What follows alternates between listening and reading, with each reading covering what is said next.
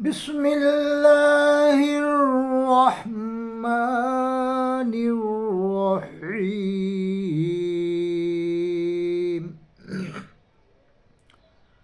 اللہ قرآن کریم میں فرماتا ہے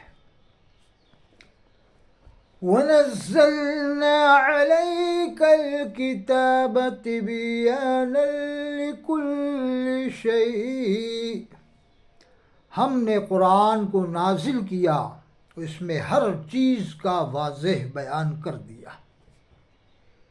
اب میں آپ سے کہنا چاہتا ہوں، آپ دنیا کے کسی بھی عالم کی کتاب پڑھیں، بہت سے عالموں نے بڑی اچھی اچھی کتابیں لکھی، اور ان کتابوں کو آپ پڑھیں جو تمام ولیوں نے لکھی ہیں، بڑے بڑے، بخاری شریف، مسلم شریف، ترمذی شریف، ابن ماجہ، ابو داؤد شریف، حدیث کی کتابیں پڑھیں تو آپ کا دل اور روشن ہو جائے گا۔ لیکن جب آپ قرآن کریم پڑھیں گے، سمجھیں گے، تو پھر آپ کے دل کی کیفیت ہی کچھ اور ہوگی۔ اس لیے میری یہ اپیل ہے کہ ہندوستان کی ہر مسجد کے اندر قرآن کریم کا صبح شام درس اگر شروع کر دیا جائے تو امت میں انقلاب آ سکتا ہے۔ اور یہ جو سلسلہ چل رہا ہے اس زمانے میں کہ اپنے اپنے مسلک کی کتابیں رکھ دیتے ہیں، اس سے کیا ہو رہا ہے بتائیے آپ؟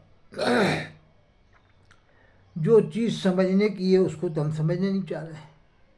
ارے صاحب کہتے ہیں اس کتاب میں کیا غلطی ہے، اس میں بھی تو قرآن کی آیتیں ہیں، اس میں بھی تو حدیث ہیں، ایسی باتیں کرنے لگتے ہیں، لڑائی جھگڑے پہ آمادہ ہو جاتے ہیں۔ تو وہ مسلمان ہی کب ہے جو قرآن کریم کے درس کی بات کے اوپر کسی اور عالم کی کتاب کو ترجیح دے، یا اسی پر اڑا رہے کہ یہی ہوگی، یہی کتاب پڑھی جائے گی جو عالم صاحب نے لکھی ہے، کیا کوئی بھی عالم ہو، تو پھر سمجھ لو ایمان والا ہی کب ہے۔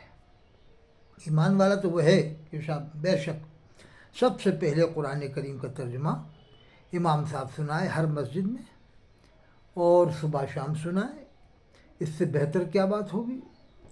یعنی دل و جان سے قبول کریں اس بات کو۔ لیکن آج کل کیا ہوتا ہے، نہیں اس میں بھی قرآن کی آیتیں، اس کتاب میں بھی حدیثیں ہیں، دیکھیے کیا غلط بات لکھی ہے، ایسی باتیں کرنے لگ جاتے ہیں۔ تو قرآن کی آیتیں، حدیثیں تو غلام احمد قادیانی نے بھی لکھی ہیں، پڑھو کتاب اس کی، بہار العلوم، اس نے 80 جلدوں میں لکھی، قریب 80 جلدوں میں بہار العلوم۔ غلام احمد قادیانی کوئی معمولی عالم تھوڑی تھا، بہت بڑا عالم تھا، اس نے بھی لکھی ہے، پھر اس کی بھی پڑھ لو۔ اگر قرآن حدیث کی بات کرتے ہو صاحب، قرآن بھی ہے اس میں، کتاب میں قرآن کی آیتیں بھی ہیں، حدیثیں بھی ہیں، تو اس کی کتاب میں بھی ہیں۔ شیعوں کی کتاب میں بھی آپ کو ملیں گی قرآن کی آیتیں اور حدیثیں۔ جتنے بھی مسلک چل رہے ہیں سب نے اپنی اپنی کتابوں میں قرآن کی آیتیں اور حدیثیں لکھی۔ لیکن یہ بتاؤ کیا وہ قرآن ہے؟ کیا وہ مکمل قرآن ہے؟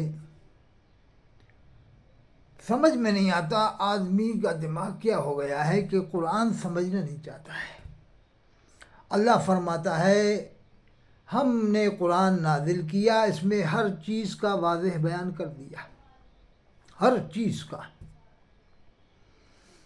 آج دنیا میں دیکھو جو لوگ ایمان لا رہے ہیں قرآن کو سمجھ کے ایمان لا رہے ہیں، لیکن ہم لوگ صرف رمضان میں قرآن پڑھتے ہیں بس، سمجھنا پھر بھی نہیں چاہتے۔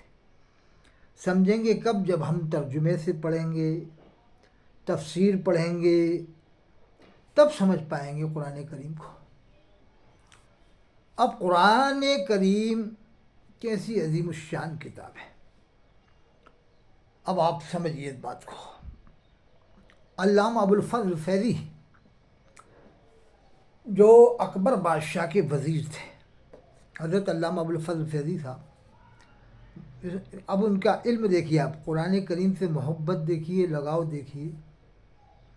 حضرت علامہ ابوالفضل فیضی جو اکبر بادشاہ کے وزیر ہیں ہندوستان کے اندر، انہوں نے قرآن کریم کی تفسیر لکھی. تفسیر تو بہت سے علماء نے لکھی ہے، ہزاروں علماء نے، سینکڑوں علماء نے، ہزاروں علماء نے لکھی ہے.